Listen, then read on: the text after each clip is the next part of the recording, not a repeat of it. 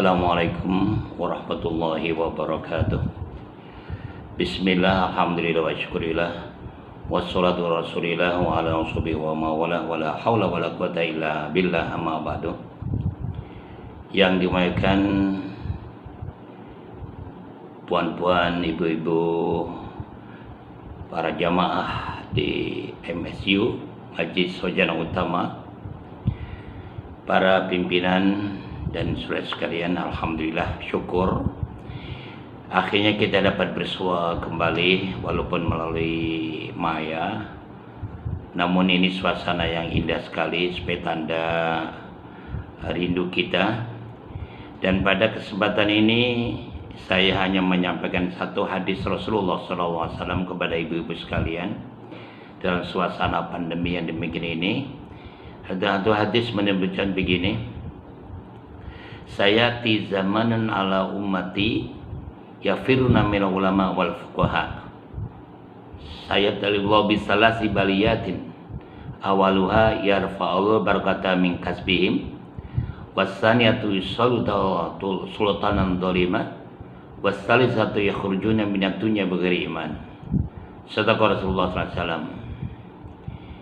Ini tertera dalam kitab Nasaihul Ibad yang telah kita pelajari bersama, bahwa Nabi menyebutkan pada kita bahwa akan sampai satu ketika di akhir zaman nanti umatku lari daripada ulama dan fuqaha, meninggalkan daripada ulama dan fuqaha. Kalau ini sudah berlaku, maka Allah Subhanahu wa Ta'ala akan menurunkan 3 bencana, 3 bala. Pertama, yarfa'u barakata min kasbihim. Allah akan mengangkat atau menarik balik segala keberkatan apa yang mereka usahakan. Bukan tidak berhasil, usaha tetap berhasil. Siapapun bekerja kuat, biasanya Allah SWT akan memberikan. Namun apa yang diusahakan itu tidak membawa keberkatan.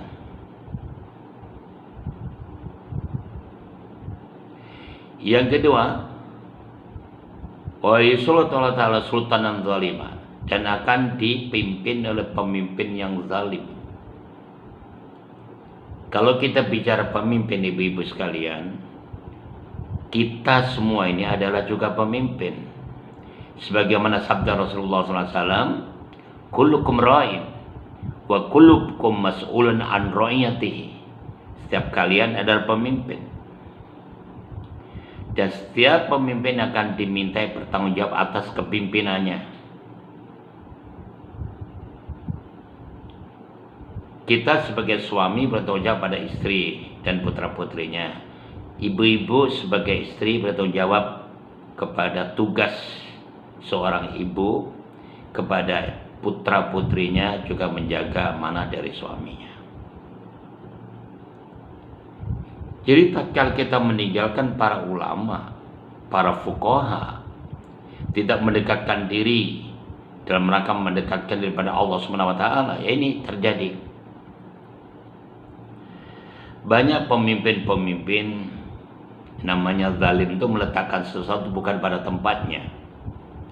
Banyak orang berbicara tapi tak sebab bikin, bahkan menggunakan agama sebagai kedok, sebagai alat untuk memperdaya pada orang, padahal dia sendiri melakukan sesuatu perbuatan yang tidak baik.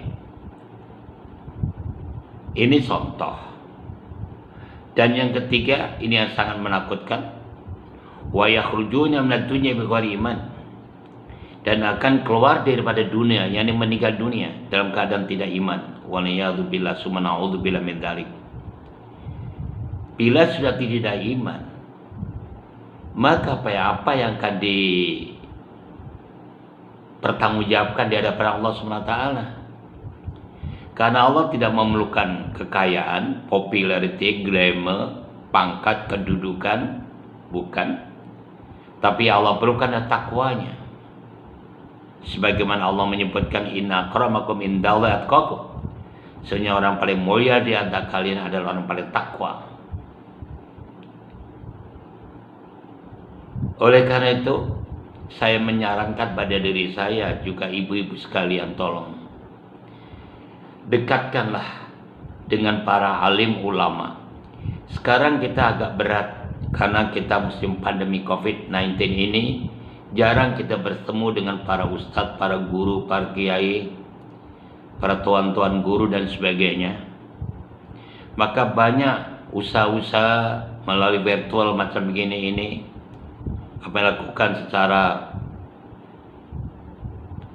mendengarkan di radio, di televisi dan sebagainya. Itu ada satu usaha, tapi berapa ramai orang yang mampu melakukan demikian itu?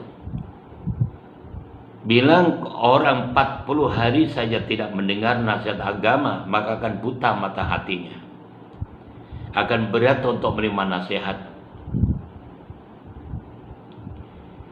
Jadi kita berusaha untuk bagaimana kita mendekatkan diri kepada ulama, karena al ulama warasatul anbiya, ulama itu pewaris para nabi. Ada ulama yang masih hidup, yaitu para guru, para ustadz yang boleh mengajar pada ibu-ibu sekalian, pada puan-puan dan saudari-saudari sekalian. Jadi pada ulama yang sudah kembali ke rahmatullah, namun hasil daripada tulisan itu masih kita gunakan sebagai pedoman kita. Seperti para mujtahid, Imam Abu Hanifah, Imam Maliki, Imam Syafi'i, Imam Hambali, Imam Al-Ghazali, mereka masing-masing meninggalkan warisan yang luar biasa. Itu boleh kita kaji, kita pelajari. Kalau mampu menyerap sendiri, alhamdulillah. Kalau tidak, kita boleh berbincang, mohon petunjuk pada para guru, para ustadz. Tapi kalau ini dua nih kita tidak gunakan, secara live kita tidak bisa bersua, tidak bisa kita bermuamalah, dan kemudian kita tidak buka buku-buku yang ditinggalkan mereka, maka hati menjadi kosong. Kalau hati itu menjadi kosong, maka terlalu banyak sesuatu yang susah untuk menerima kita pendekatan pada Allah SWT. Maka saya sarankan pada ibu-ibu, walaupun dalam keadaan kita istirahat semacam ini, sering-seringlah untuk berkomunikasi, baik kepada ulama yang masih ada atau ulama yang telah meninggalkan kita. Kita kaji, kita baca nasihat-nasihat mereka. Banyak sekali berlaku begitu. Jadi ini caranya, supaya kita berkomunikasi dengan beliau, baik secara jasmani atau rohani. Secara jasmani ibu berkomunikasi semacam gini ini, secara rohani kita hadiah Fatihah kepada mereka saja yang telah berjasa untuk membimbing kita, daripada kita sekolah tadika dulu sampai kita ke university. Kita hadiah Fatihah pada alim ulama supaya kita mendapatkan ilmu yang berkat. Itulah ibu-ibu sekalian. Jadi minta maaf ya, kita sedikit aja dulu. Insya Allah satu ketika kita boleh bersua kembali. Namun ingat, ini pesan daripada Nabi kita, Nabi besar Muhammad SAW. Jangan sampai usaha kita tidak berkah, kita dipimpin oleh pemimpin yang zalim, dan yang lebih bahaya lagi, matinya di dalam keadaan iman hanya karena lari daripada ulama dan fuqaha. Bukan bermakna lari itu ketemu dia tidak. Ulama ada, ustadz ada, tuh guru ada, tapi tidak menggunakannya, tidak ikut ajaran-ajarannya. Ini akan membahayakan pada diri kita dan akhirnya pada keluarga kita. Dan itu menyalahi daripada firman Allah, di mana Allah berfirman, "Qu anfusakum wa ahlikum nar." Jaga dirimu dan keluargamu jangan sampai terjerumus dalam api neraka. Maka sekalian, selamat istirahat, ya, selamat masak, selamat apa saja pada ibu sekalian. Mari kita selalu berkomunikasi dengan Allah Subhanahu wa taala dengan perbanyak wirid. Kita kekalkan wirid kita. Masih ingatkan selalu kita mengaji itu, dan setidaknya 9 ini ibu-ibu jangan tinggalkan. Pertama, sholat jamaah, jaga, kalau dengan suami boleh atau dengan keluarga kita. Kedua, sholat sunnahnya kita pertahankan. Ketiga, membaca Al-Quran, membacakan terserah minimal 100 ayat.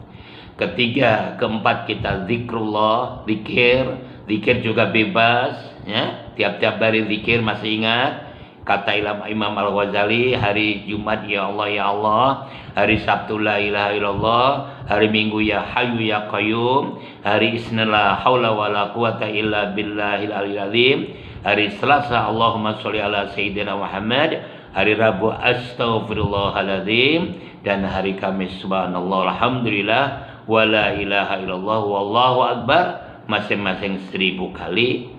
1000 pun boleh, lebih pun boleh, kurang pun boleh. Kemudian berbanyak sholawat pada Nabi, minimal kurang lebih 100, berbanyak istighfar, kan menghadiri majlis taklim atau majlis ilmu, baik secara live atau virtual. Kemudian kalau boleh sedekah, jangan lupa bersedekah.